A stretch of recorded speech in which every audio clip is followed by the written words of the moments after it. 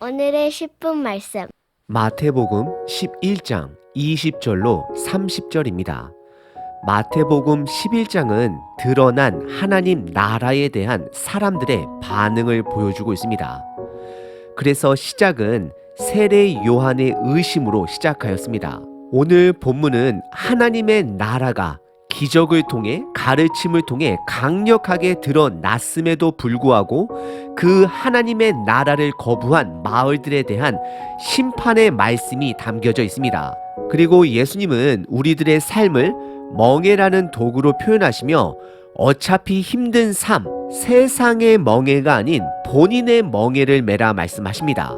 여러분들은 이미 이 땅에 드러난 하나님의 나라를 경험하셨나요? 예수님을 인격적으로 만나게 되면 그분의 나라를 볼 수 있습니다. 오늘 본문에서는 하나님의 나라가 예수님의 수많은 기적을 통해 가르침을 통해 드러났음에도 불구하고 그 복음을 거부하는 마을에는 심판이 있음을 선언하십니다. 오늘 본문을 통해 내 삶에 드러난 하나님의 나라를 나는 인정하며 살고 있는지, 아니면 오늘 본문에 드러난 마을들처럼 거부하고 살고 있지는 않은지 스스로 점검하시길 바랍니다. 아직도 하나님의 나라를 경험했음에도 불구하고 예수님의 말씀을 거부하는 자들은 예수님께서 오늘 본문을 통해 경고하시며 지금이라도 돌아오라 말씀하고 계십니다. 오늘 본문은 크게 두 부분으로 나눌 수 있습니다. 첫 번째는 회개하지 않는 마을에 있을 심판을 선언하십니다. 두 번째는 예수님은 다시 한번 하나님의 나라에 저와 여러분들을 초청하고 계십니다. 첫 번째 부분은 20절서부터 24절까지 하나님의 나라를 거부한 마을들을 향한 예수님의 경고이자 심판 선언입니다. 20절은 큰 그림을 보여주고 있습니다. 20절입니다. 예수께서 권능을 가장 많이 행하신 고울들이 회개하지 아니하므로 그때에 책망하시되라고 시작을 합니다. 그렇습니다. 예수님께서 보지 못하고 걷지 못하고 말하지 못하는 자들을 고쳐주시고 심지어 죽은 자까지 살리시며 풍랑을 잔잔케 하셨고 죄를 용서하시는 권능이 있음을 보여주었음에도 불구하고 어떤 마을들은 회개하지 않으므로 책망하시겠다, 즉 심판하시겠다라고 경고하십니다. 오늘 본문에 예수님의 경고를 받은 마을은 총 3마을입니다. 첫 번째는 고라신 마을입니다. 두 번째는 벳세다 마을, 세 번째는 가버나움입니다. 그래서 예수님은 21절에 고라신 마을과 벳세다 마을을 향하여 화가 있을지어다 라고 말씀하시며 심판을 선언하십니다. 고라신 마을은 밀 생산으로 유명한 마을이었습니다.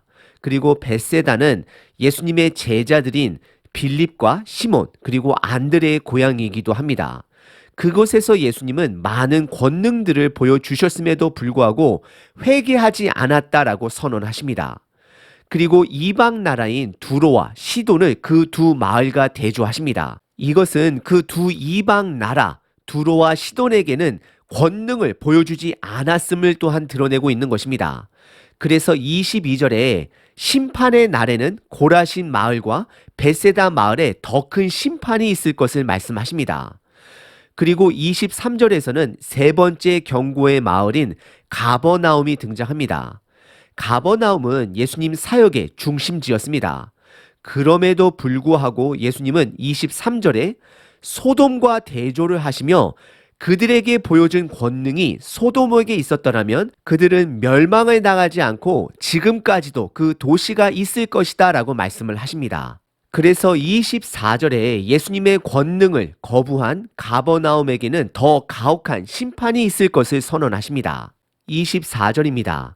내가 너희에게 이르노니 심판의 날에 소돔 땅이 너보다 견디기 쉬우리다 라고 말씀하십니다. 오늘 본문의 첫 번째 부분은 예수님께서 세 마을에 대해 경고를 하십니다.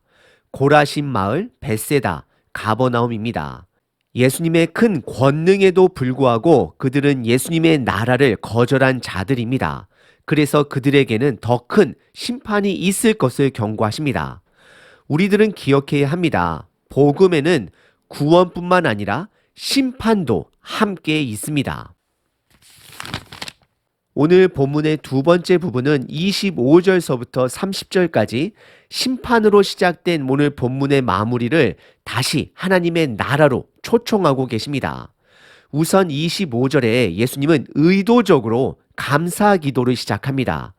왜냐하면 예수님과 하나님과의 관계를 드러내기 위함입니다.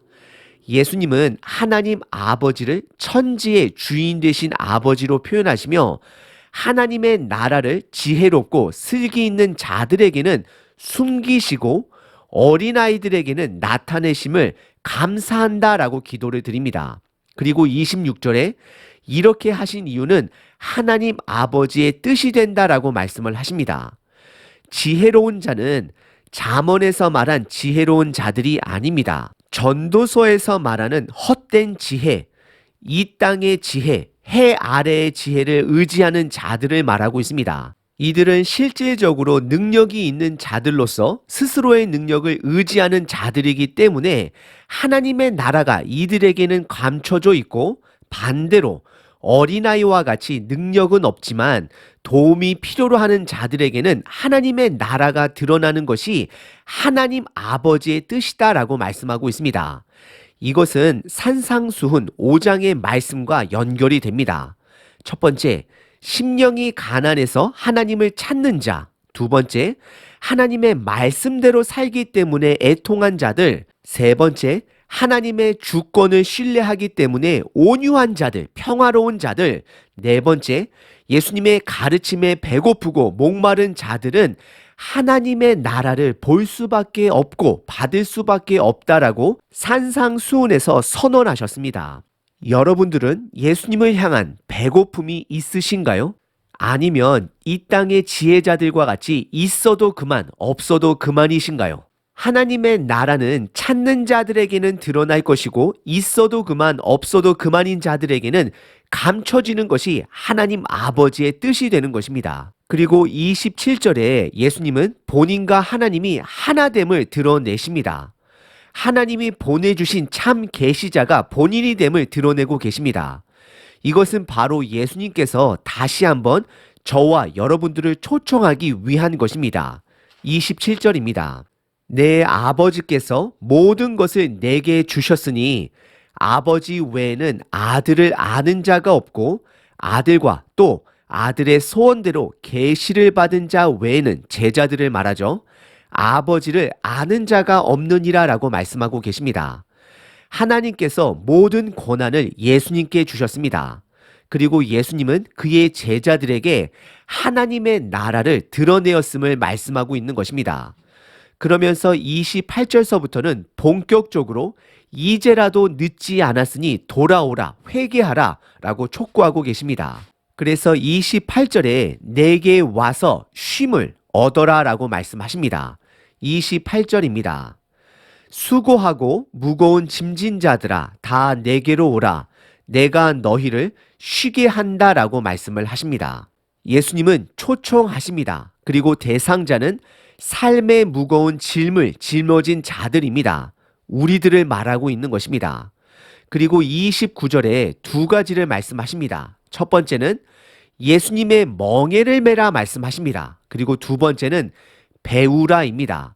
그러면 결과로 쉼을 얻는다라고 말씀을 하십니다. 예수님은 우리들의 삶을 멍에라는 밭을 가는 도구로 표현하십니다. 멍에는 소나 나귀 등의 목에 얹는 막대를 말합니다. 대개 멍에는 두 마리 동물이 한 짝이 되어 끌게 합니다. 우리들의 삶은 멍에와 같은 고난의 연속입니다. 그래서 30절에 예수님은 어차피 고생인 삶, 본인의 멍에를 메라 말씀하시며 본인이 함께 멍에를 메어주겠다라고 말씀하시는 표현을 나의 멍에는 쉽고 가볍다라고 말씀하는 것입니다.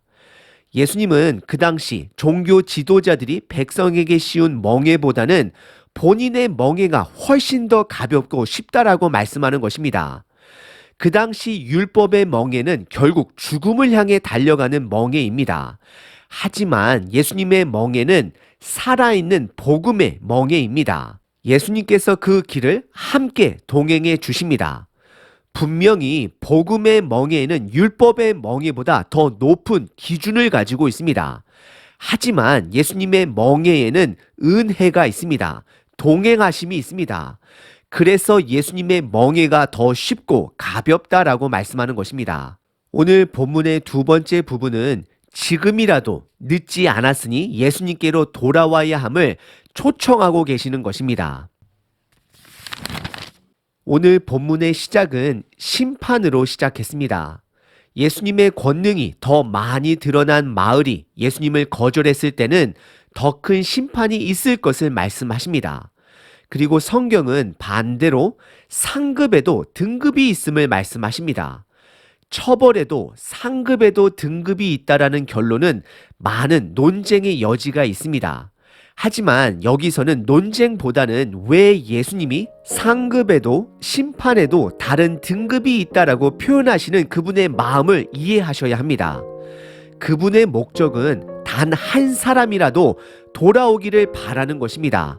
더 큰 심판을 두려워하여 한 사람이라도 더 돌아오길 바라시는 것이고, 더 큰 상급을 바라는 마음으로 더욱더 말씀에 순종하는 삶을 살기를 바라는 것입니다. 복음에는 구원도 있지만 반드시 심판도 있다라는 것을 우리는 기억하셔야 합니다. 그래서 예수님은 이 땅의 삶을 멍에라 표현하시며 예수님의 멍에와 세상의 멍에 중 하나를 선택하라 말씀하고 있는 것입니다. 예수님을 믿어도 안 믿어도 쉬운 길은 없습니다. 어차피 쉬운 길이 없다면 생명으로 인도하는 예수님의 멍에를 매는 것이 맞습니다.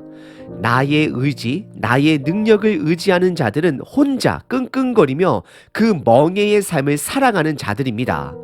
하지만 예수님은 그 고된 삶을 우리와 함께 멍에를 메어주신다라고 지금 제안하고 있는 것입니다. 그래서 예수님의 멍에의 도움으로 그분의 길로 인도함을 받을 수 있는 것입니다. 그리고 그 끝은 도축장이 아닌 생명의 길이 될 것입니다. 하나님, 오늘 하루도 예수님의 멍에를 매길 원합니다. 오늘도 나의 주인이 되어 나를 이끌어 주시옵소서. 아멘.